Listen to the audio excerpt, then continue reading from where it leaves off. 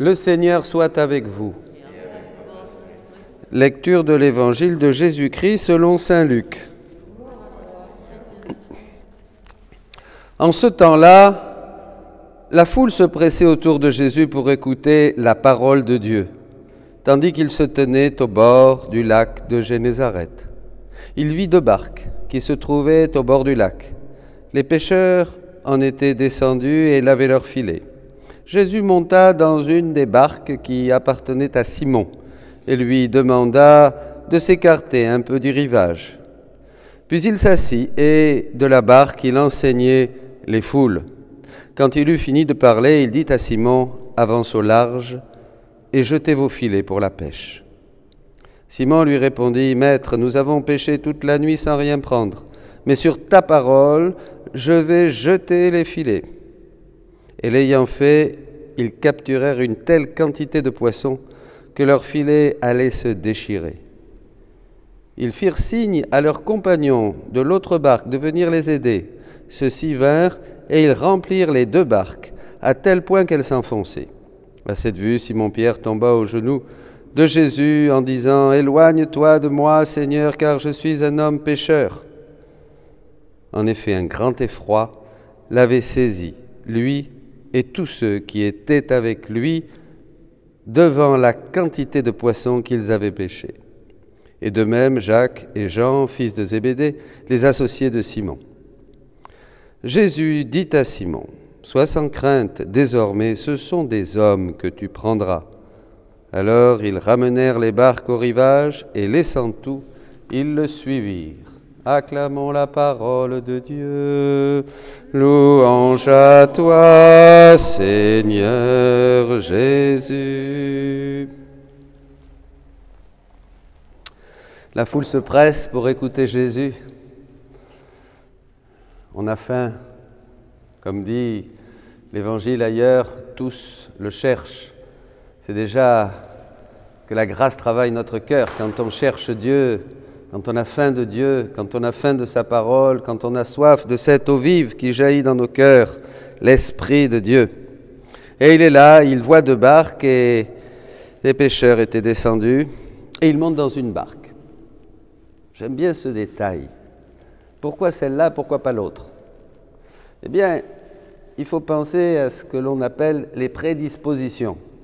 Il y a des choses qui disposent Dieu à faire plutôt ceci que cela, à choisir l'un et pas l'autre. C'est comme ça. Je ne veux pas que l'autre est banni, il aura aussi sa part, bien sûr, mais le Seigneur, comme le dit l'Évangile, il en choisit 12 après avoir prié pour qu'ils soient avec lui.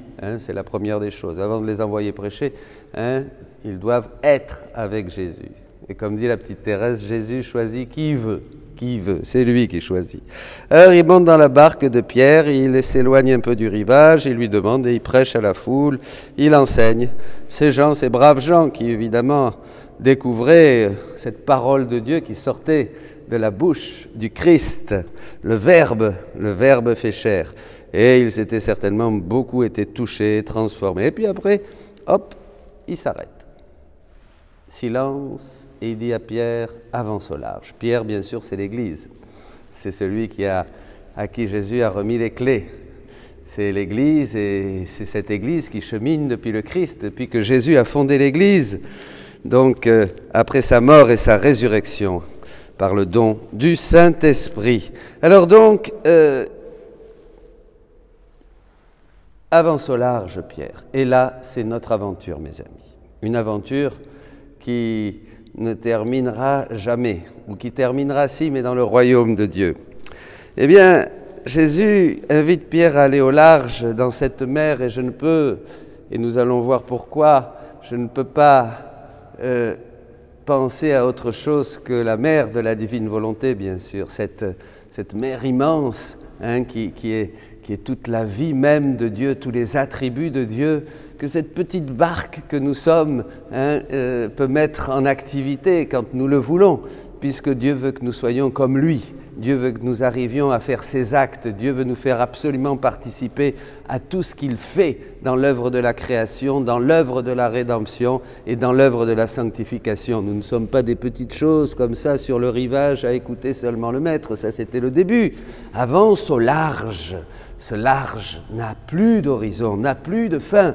C'est l'éternité et la puissance même de Dieu qui veut agir dans nos petites vies, dans notre petite barque. Il y a une très belle image de la barque aussi dans le livre du ciel. Donc, c'est la mer. Et c'est l'Église qui entre finalement tout entière avec Pierre, bien sûr, qui entre dans ce royaume de Dieu. Et alors là, après ce miracle impressionnant dû à l'obéissance à la parole, parce qu'il le dit là ici, hein, mais sur ta parole. Donc, bon, je vais fermer la parenthèse rapidement, mais il faut quand même obéir à la parole de Dieu. Et la disposition nous rend obéissants et on comprend. Jésus dit à l'Israël, ils ne comprennent pas. Ils ne comprennent pas parce qu'on n'est pas bien disposé, parce que l'âme, l'homme a des mécanismes de résistance qui sont très structurés et qui font que j'ai l'habitude de fonctionner par moi, pour moi et avec moi.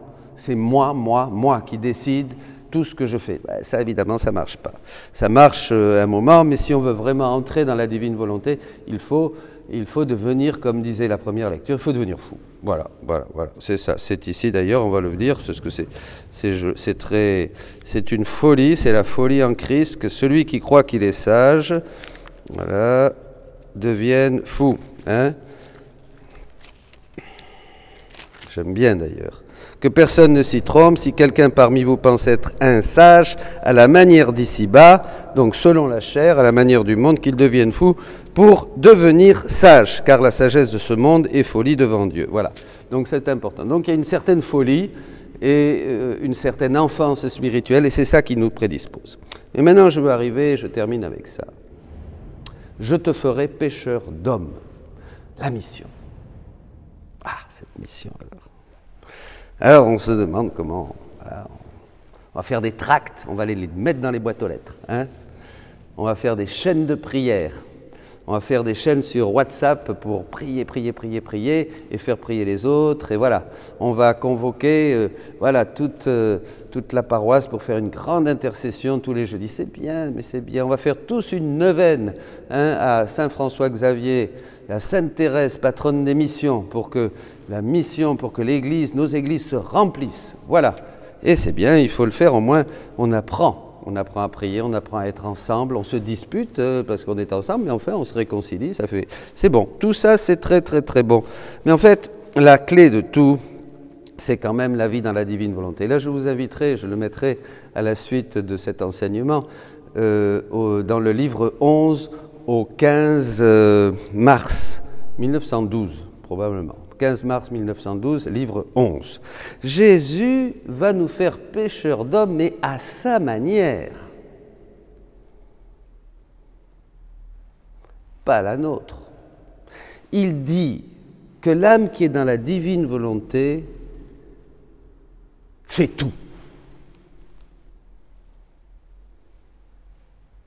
Fait tout. Il dit quel est le vent qui purifie? Qui purifie quoi? Qui purifie l'air nauséabond, qui sent, oui, l'air infecté de la volonté humaine qui est partout, dans le monde, dans nos paroisses, dans l'Église. Elle purifie l'âme qui est dans la divine volonté. Elle est lumière qui illumine. Elle est la lumière l'âme qui est dans la divine volonté, par ses actes, va illuminer ces ténèbres qui entourent les pécheurs. Elle est les pieds des missionnaires, la langue des prédicateurs, l'âme qui est dans la divine volonté, c'est-à-dire vous, moi, chaque fois que nous faisons un acte, nous agissons de manière divine. Il dit qu'elle œuvre divinement. Comprenez ce que c'est? Ce n'est pas une technique, ce n'est pas une pastorale, elle œuvre divinement. Je me souviens que Jésus dit dans les 24 heures de la Passion que dès que nous lisons ces heures, que nous les méditons, nous sauvons, à chaque mot, nous sauvons une âme.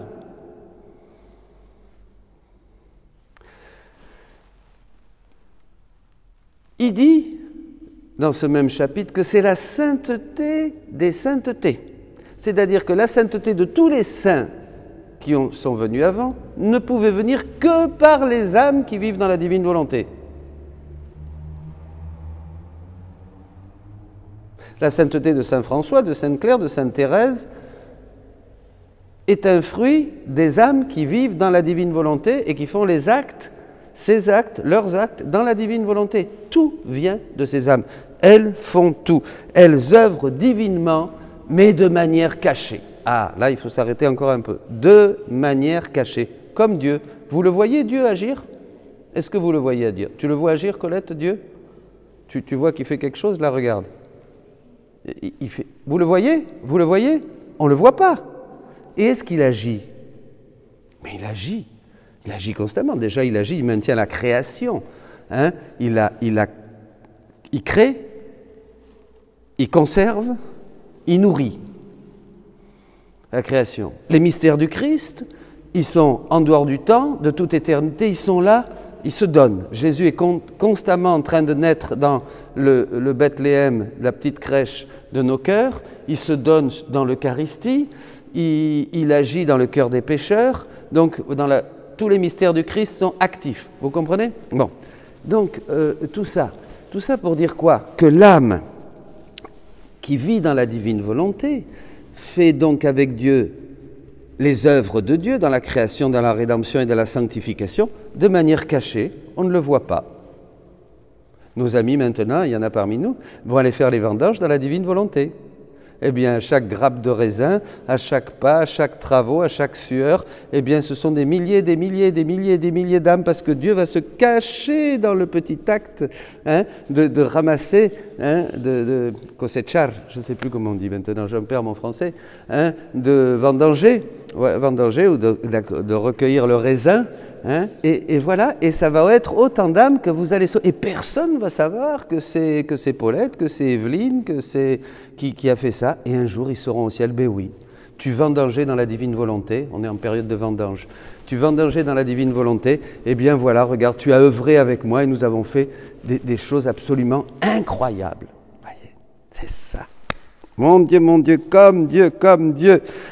Lumière qui illumine, vent qui purifie, sainteté des saintetés, elles font tout. Eh bien voilà comment il faut être pécheur d'hommes, mes amis. On ne peut être vraiment pécheur d'hommes et aller chercher ces âmes perdues dans le passé, dans le présent, dans le futur, au purgatoire, partout, que dans la divine volonté. Eh bien, allez-y, c'est Jésus qui vous dit à tous, en avant, avancez au large. Maintenant, nous allons œuvrer divinement, vous et moi avec vous, vous avec moi, nous allons faire de grandes choses, ces choses que j'ai promis que vous ferez, qui seront même plus grandes que celles que j'ai faites quand j'étais avec vous sur terre. Soyez bénis.